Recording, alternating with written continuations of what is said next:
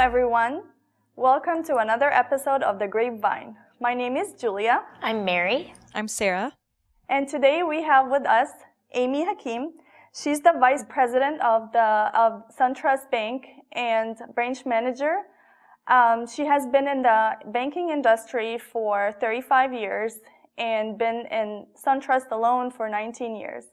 Can you please tell us a little bit more about yourself? Sure. Thank you for inviting me, first of all. My name is Amy Hakim, and I work for SunTrust for about 19 years. I'm the Vice President Branch Manager of SunTrust in the local market here. I've been in banking for a very, very long time.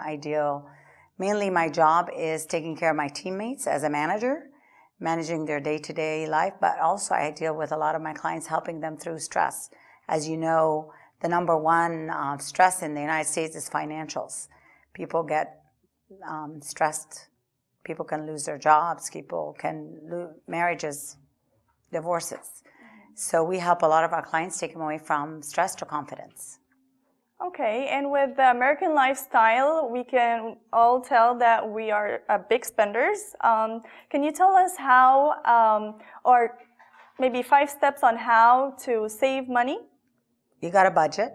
You got to be able to, depending on if you have $2,000 saved or not, a lot of Americans don't have $2,000 saved. So my first advice to you guys, if you're getting a tax refund or a bonus this year, because a lot of people haven't gotten their refunds yet, is to put it away. You didn't have it in the beginning, not to spend it. You don't know it's coming. Mm-hmm. Don't make plans before you spend it before you receive it. Yeah. Really be savvy about it and put it away. I also would suggest that if you have the $2,000, then only spend about 30% of your salary. Put 40% away, and then pay your bills. Of course, that's the number one. People get stressed with debts. So the 30% is not that's like play money. Correct. Is what you mean. So that's after you've paid your bills, Correct. After you've put your money in savings. That's if you have 2,000. Right. But remember, 80% don't have the 2,000. So I would say only spend 10% of your salary. If you don't have the 2,000. Correct. And isn't there a rule about saving regarding 6-month rule? Would you be able to specify on the amount that they suggest to save? They suggest that we should put away 6 months of our salary, because God forbid if we are out of our work or we get laid off or fired, whatever the reason may be, that you have 6 months to back you up, because that's the average to find us another job. Okay, so what would be an advice for someone who walked in the bank and as a new couple, let's say, and want to open an account and start a life? Well, first of all, we welcome them to the bank, but the most important thing is to have them tell them, how long you've been in your job, what are you doing, what kind of salaries you're making, your gross income, what kind of, we have to put them on a budget. So we ask a lot of questions. Are you renting? Do you own a home? What kind of monthly you're paying, either a mortgage payment or rent, what other debts you have, loans, credit cards, student loans. Mm-hmm. If they're new at their jobs, a lot of people that just finished school have a big school loan. Yes. And there's a lot of programs out there that first they give you, I think, 6 months that allows you for that break until you get, and then if you don't make enough money, there's a lot of government programs that can delay your student loan. So don't stress over, oh my God, I only have 6 months, I got to pay it back. Mm-hmm. No. There's a lot of programs out there that the government can help you with. Can you share with us a couple of those programs, if you don't mind? On student loans, I am not, and I could get you all the information. And maybe in the next episode. Right. Yeah. But I could tell you it's very important that you budget yourself, because we love to spend what we don't have. Mm-hmm. So put yourself, like I said, if you have $2,000 in a savings, great. If you don't, then only spend 10% of your salary on yourself. Okay, so let me reiterate that. So I have $2,000 in saving, and then I would spend 30%, but first expenses. 50% on expenses. 50% on expenses. Right, 20% towards your savings. Okay. And 30% on whatever else you have to buy. Okay. That's not necessary. Yes. You know, So what about as far as debt? Not just student loans. There's credit card debt and student debt and, all sorts of different forms of debt. so what we do as you come in and we look at what you have, we ask you what kind of financing charge you're paying. Because there's a lot we can do debt consolidation. Like one of my critiques is I do, debt consolidation loans, pay off all your debts, maybe have one payment instead of paying credit cards and their interest rate is humongous, 24%, 25%, 30%. We can do debt consolidation. We also have credit cards at 0% for 12 months at SunTrust. We also have what's called a prime credit card that you're at prime for 3 years. So we can debt consolidate all those credit cards and you'd be at prime for 3 years. Can you clarify what is prime? Prime is the rate that the government puts out. Like right now, prime is at 4%. So you could be at prime for 3 years and debt consolidate all your credit cards into one credit card, and there's no transfer fee. Because a lot of the credit cards tells you, okay, there's a transfer fee that you pay 3% or 4% to do consolidate credit cards together. With that prime credit card, you don't have to pay. If you do it within the first 60 days of your approved credit card, then it's only you pay the prime rate on the credit card for 3 years. So we can budget you within 3 years to pay off all your debts. Wow, that's very interesting. I didn't know that. And Thank then you for sharing mortgages, this. there's a lot of, like if you have equity in your home, we can do an equity line, debt consolidate some of your credit cards that are high interest if your credit card is not enough. Because a lot of people have other debts, maybe newlyweds, wedding, that cost an arm and a leg. Yeah. Maybe vehicles that are a higher interest rate that we can refinance through a Lightstream and get you a lower rate. And if we take it out automatically, you save quite a lot. Can I say something from her question from earlier about being a newlywed to come in and to get regarding debt? What if both couples each had an X amount of checking and savings? Now that a newlywed is as one, how many savings and checking accounts do you recommend we should have? I would suggest one for the household and one maybe for your everyday spending, because don't put all your checking account money into where your payroll comes in. Because of course you guys are aware of fraud and what happens every day. There's fraud that's happening out there, identity theft, fraudulent transactions. What's the maximum amount should I keep in my checking account? Really, there isn't a maximum. It depends on your expenses. Okay. But you can have it put away into a savings, and I would suggest that every person should have 2 savings, one for an emergency one and one for every day. And if you guys have kids, you should have minor buy savings and education funds for your children. Because you definitely need that, because now school, 4-year college cost about $50,000. Is there a specific type of college savings? Like I know there's 529s versus the Florida prepaid here in Florida. At least. It depends on what you would want to do. The Florida prepaid, the younger they are, the better you need to set it up, because then kids they don't have that stress the first 4 years of their school. And if they go away to an outside of the state school, remember that $50,000 program that covers UCF, if they go outside the state, they only cover maybe 20% of that school, or 20,000 out of the 50,000. So what happens to the difference? You just Gone. lose it. Oh. 529 is different. 529 allows you, and I have partners that can get you in the next episode or the following episode is more information about the 529. Like I've set for my kids 529. And say if my children didn't go to college, I can give it to the next child. And if they didn't use it, I could still use it back. Oh. So it's really depending on your and you situation. can use it in any school. Correct. And you can use it not just on tuition. Could even be for housing, it could be living for books, expenses. like I And use you it for apply for 529 in the bank, or does it have a special? Yeah? Yes, you can do it through your financial advisor or the banking, because as SunTrust, who I work for, we do have I have a financial partner in the branch. So they are hired by SunTrust. They're SunTrust employees.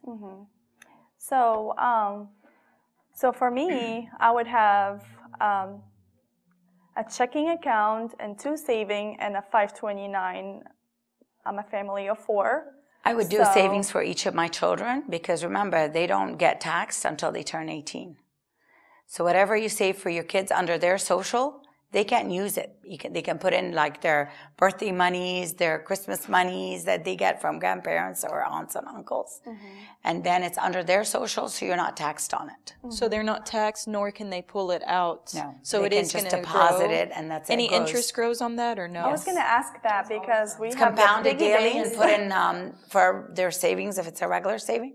It's compounded daily and put in quarterly. Then you can also get them CDs. If you start a CD with $2,000 and you do a 12 months to 18 months, then you can, at the time of renewal, add more money to it that was sitting in that savings account that you started for them. Wonderful information. So a minor buy savings, a minor buy CD, it could be moved from the savings account to the CD for your children. There's so many things out there. You just have to sit with a banker that could, go through your, what your situation is.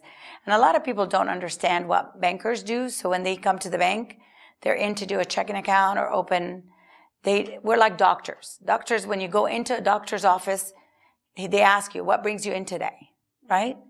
Oh, I have pains. Well, what kind of pains do you have? So they ask more questions, open-ended, so you can talk more. Exactly like a banker. Yes. We're the financial physicians. doctor? We're the financial physicians, really.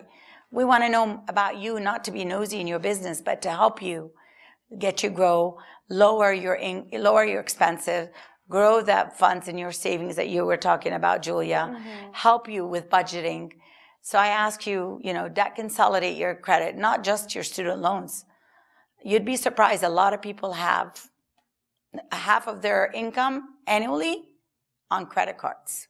Yeah. Yeah. If you really think about it. Yes. So how many credit cards should somebody have? Because I know some Major people credit cards should have like 2. You should have no more but 2. Yeah. A lot of the women like retail stores. Right, But pay Macy's off and- those retail stores every month because the interest rate is enormous. Like 24, 25, 30%. I would suggest that credit cards, if you are already established in credit and you have your home, don't keep a balance. But if you can't, try to pick a credit card that is lower interest rate or transfer fund balances, like I told you about the Prime, into a Prime card or a card that's 15 months, 0%. All you would pay is the transfer fee of 3%. And should you pay off a credit card every month or? If you're establishing credit, do not pay it all off every month. Pay it off 1 month, keep a balance for a little bit, carry it over, make the minimum payments 1 month, pay a lump sum the next month. What they see is a history. A pattern. A history that you can pay, you don't pay every month. This way it grows your beacon score, which is your credit score, which is very important when you're buying a home or a car. And if you're shopping for a home, do not go out there and say, okay, I want to buy a car. I want to get a credit card because they're giving me $100 back or giving me 20% off at Macy's. Yeah. Do not do that, please. Okay. Because that's how people get in trouble with debts. Because if they're qualifying for another home, product and they Especially pull a the credit, home, right? And yeah. when you get approved for a home, the day before you close, guess what they do? They run check your credit to see if you have any extended credit that you did in the meantime, in that 40-day period. Oh, wow. And so that takes away of your debt to income ratio, and maybe you can't close on that house. Oh, that's why sometimes you see a lot of houses pending and then it falls through they can't close. because somebody went out and bought all this Purchased the furniture. car. Yes, Yeah. I know. Before I the have house. a friend that did that. They opened during the closing period. Never They do opened that. up a Get card excited. to buy some ceiling fans for the new home, and then Close, that and then do delayed the whatever you closing. want. Yes. Okay. Close That's and a then good do it because advice. that I've never- definitely takes away of your debt to income ratio. And unfortunately, people don't close on their home if something like that happens. So be really, really, guys, super. And if you have any questions, always text me, email me, ask me. I'm not the only expert, but I can find you the answer. Okay. I have enough people out there that I could ask.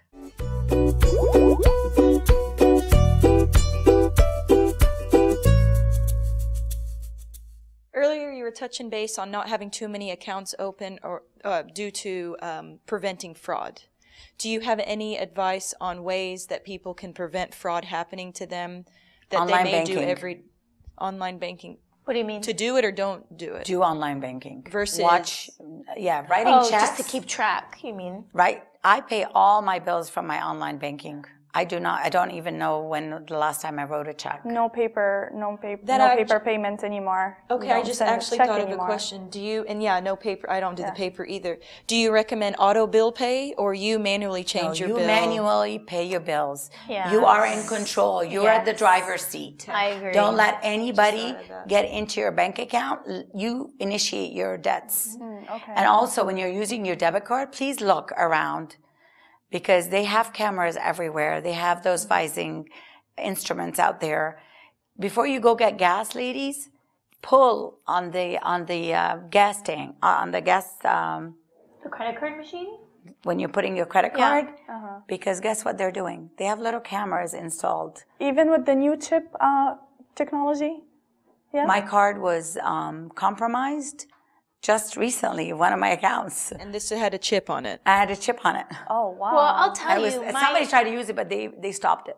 Oh. I have one credit card, one debit card, and at least once a year, if not twice a year, my numbers get stolen. Even though I've never lost my card, my numbers always get stolen. Thank goodness the credit card will always call me. Like they catch it before I catch it. Although I'm always checking online banking. I'm always checking to make sure all my... I have it on my mobile phone. I pay all my bills from my mobile phone. I set up where now a lot of other banks have where you can get a text alert the minute anything is charged, whether it's an online charge, whether it's every time I run my card at the stores, my phone does the little ping, so I know that it went through, but it alerts. That way I also can keep track because I also was a victim of fraud about 5-6 years ago. We were out of town. I used my debit card on everything because I wanted to use money I had, not money I didn't have. And I come home to check my bank statement and there was a lot of money missing. And somebody had purchased something in Africa and 2 other states, which they knew I wasn't there because they had a trace of where I was. And even it seems like as financially savvy as some of us are, we're still all prone to be victims of fraud. Until what you said a minute ago, I thought the chip was going to be an extra protection, but you're just now saying just recently with your chip card, They alerted me. And me They sent me too. a text telling me my card was compromised, but they stopped it before the fact. So I didn't have it against my checking account. And they sent me a debit card right away, like within 3 days or something. that's really scary though, but the chip thing. The And, chip... and I don't any like the changes chip. you It do takes on forever. online banking, your bank should be emailing you, telling you, this is the change you've done to your original email that you set it up. So if you don't receive an email, then something is not Even right. if you change your username or something, it will notify something was up. Exactly. Okay. Just be on the lookout. And if you're going away on a trip, notify your bank. Tell them I'm leaving on April 2nd. I'll be back on April 10th. I'm going to this state, this state, this state, or this country. You know, I'm traveling abroad, A, B, C, and D. Then they have a track of you. And most banks and credit cards, you can do that online. You don't even need to call them. Just right from your bill pay. When you log into your account. It tells you, you know, I want to, travel. I think that's what happened with mine. That's how they also knew I was out of town, is because I put the dates, and yet still somebody. I think you have to notify your bank before you go on a trip, especially if you're going overseas. You can do it online. Yeah. I think And even again, from our they'll phone. email you telling you, did you send us an email saying you're going to Africa from April 1st to April 10th? Yeah. If it's not you, please pick up that phone and call your bank. And earlier when you mentioned something about when we pay at the gas station, isn't that not only do they have cameras, I've seen where they've had reports where somehow the hackers are able to pull the machine out, put something in and close it so when you swipe that they are able to read the card. And also, haven't they advised, if you could clarify, that even if you're paying with a debit card at a gas station, that you don't hit debit, you still hit credit?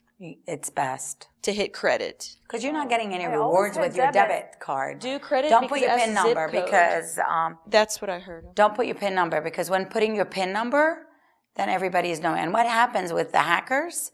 They wait about 30 days. they rescan a new card, new debit card with the same PAN number, and then they use it away from where you live. Like most people, if you live in Orlando, they'll use your card in Miami. They'll use your card in California. They'll use it online where you're not there. So now, Even when you go to the ATM to get cash, look around. Oh, yeah. Pull on the machine. Make sure there's no stickies around it, because what they do is they put this gadget on for about an hour in the middle of the night. So while you're at the ATM, you put in your ATM card, you put your PIN number, it's recording everything for you, camera and PIN. now I was one of the people who used to be, just get happy with the credit card. And me and my husband just decided to only use the debit card. So this is obviously a bad idea. Well, it's not a bad idea, but I would not use my main checking account if I'm going to be using it all my debits. I would do my household account where my direct deposits goes in. I would do a second account if I'm like a eBay person or Amazon person, whatever. Don't use your main account because they have your everyday usage. And if they compromise your account, yes, you will get your money back, but it takes 10 to 15 business days before you get your money back. Oh, okay, gotcha. I think it's also a way to help control your spending so you don't end up spending money that was supposed to go to your mortgage or your car payment or, one of your bills. If it's a separate account and you put in X amount of money at the beginning of each month, then you can keep track and you can watch that balance start to go down. And usually at all the banks, including SunTrust, usually if you have direct deposit of a certain amount of money per month, you're allowed a second and a third account and a fourth account, depending on your portfolio, how it looks. Okay. Do you have a recommended age for when one should start to open a debit or credit card? I've actually started my kids when they were 15 on a checking account early? and allowed them to have a debit card. Of course, I'm monitoring it. I'm on their account with them, so they learn how to manage their money. And at 17, we got them credit cards, my husband and I, to teach them how to. Actually, Amina and Miriam, their score is over 800. Oh, wow. That's great. Nice job. And they budget because they have part-time jobs, and so they're on a budget, both of them. They get a certain amount of my salary every paycheck. So going back to the credit line and the home equity line of credit? Yeah. What is the recommended credit line that everyone should have to buy or to be able to apply for a loan? Well, the line of credit on your house, it's the equity that you have. And usually nobody's going to lend you more than 80% of loan to value to your property. So if you have a first mortgage, calculate the 80% from the value of your home. And there is a website that you can go on to find the value of your house. It's called appraisal. E with an E, not with an an A. E, with an E. And that will give you appraisal, and it'll give you Zillow too, the pricing. And usually Zillow is a little bit higher, so it would help you figure out the value of your home. Zillow? Zillow, Yeah. Zillow. Yes. And with that, you can find the value of your house, subtract your first mortgage, and then calculate 80% loan to value, and that would be the amount that you could have. And a line of credit is really good. There's no closing costs on a home equity. Most banks like SunTrust doesn't have a closing cost. It's good to have for an emergency. I always say it's an insurance policy that sits out there for you for, you guys are young, but during the hurricane in 2004, people were running to the bank and didn't have a line of credit, wanted to set a line of credit, and you couldn't do that. You had to wait for FEMA to come in and check your house and insurance companies, and that took months and months and months. People don't realize, or God forbid you lose your job and you need extra money because you don't have the 6 month saving. Yeah. That we talked about earlier. Yes. So really, the line of credit is, people think, oh no, I don't want that. That's against my house. I'm going to get in trouble. Yeah. Not everybody uses it. It's like an insurance policy. So it's just sitting there. You don't have to use that money. No, if you don't want to, you don't have to. And what's the term on it? It's a 20-year term with a 10-year payback if you use it. Okay. So you can renew it every 10 years, but if you owe a balance, we can amortize it over 20 years for you. Oh, Okay. Interesting. Okay. Now, a question about an app that I ran into. It's called Acorn. Have anybody heard about Never heard this? of it. Oh, Acorn, the savings Yeah, app. yeah. Have you heard about it? It's like What a do you- way to save. Way to save money? Way to save. Well, like when you budget, we do the same thing. We set you up on auto debit from checking to savings or from your payroll directly into that savings account. So it's almost the same idea. Yeah. It's So like a Acorn, Christmas club. when- Acorn it'll round your Dollars, your exactly. pennies. So if you buy a cup of coffee for like $2.70. it'll It will take do the $3 and say 30 the cents. 30 cents will go into a savings Well, account. like our credit cards have a 10% bonus or 25% bonus depending on your portfolio. So when you use your credit card, like say for whatever purchases you get cash rewards. And when it goes back in your checking account, you get the minimum you get back is 10%. But is it safe to use these kind of apps? Because they're connected to your accounts, right? To your bank account. Is it really The safe? Acorn, I'm not sure. For example, I'm just giving an example. And I could find out for you and let you know Okay, that would be great. because I'm not sure about Acorn. What about students right now with their, I think you touched on this earlier with their student loans. What's a way that when they graduate, I think we talked about this off camera, right? Unless you already covered it. When they graduate, but they're in that process of getting a job, but they have barely anything in the bank, and they have a ton of school loans. Do you have any advice, financial advice on how to approach? I know you earlier talked about the grace period and you can delay that depending on situations, but any advice for the 20-something medical students? So they graduate college, they graduated from the first few years of medical school, and they're trying to save money for a house or for a ring or for, a future. Any advice on where to go with?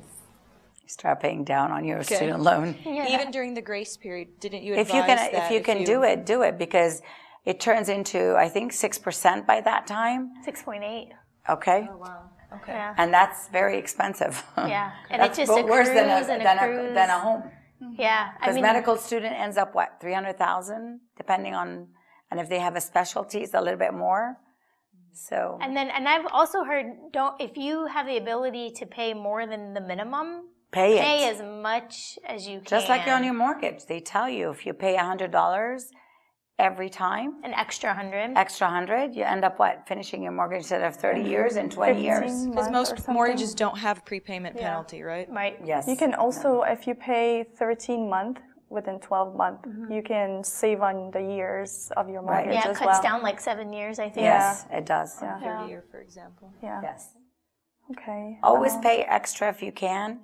Don't cut down on some of the silly spending that we do, like Starbucks. Starbucks. And, Starbucks has an app. Use the app because you get every so many cups of coffee, they allow you another free cup. Yeah. So it's tempting to keep spending, or those places where they punch the hole in the card, like in your 10th visit of whatever the place is, so it makes you want to spend more. Try to pack your lunch to work instead of eating out every day, because that can be very costly. That runs about $15 to $20 for lunches. Yeah. I was going to say $50 a week if you average, 10 a day, and then Starbucks 50 times a alone, week. if you go there every day, you end up spending like what, $250 or something a month? Wow. It goes a long way when you look at. I used to before I got married, I would kind of sit and see how much I spent on the fun stuff, that 30% fun, and then I'd look back and say I could have saved a couple of $100 more had I, cooked at home more or something, or less Starbucks. So good to know. Well, we just came to the end of the episode, and I would like to thank everyone that's on the panel, and mainly thank Ms. Amy Hakim for all the advices and all the information that she had shared with us today. And please stay tuned for our second episode covering this topic. All right, goodbye. Thanks. Bye. Bye-bye.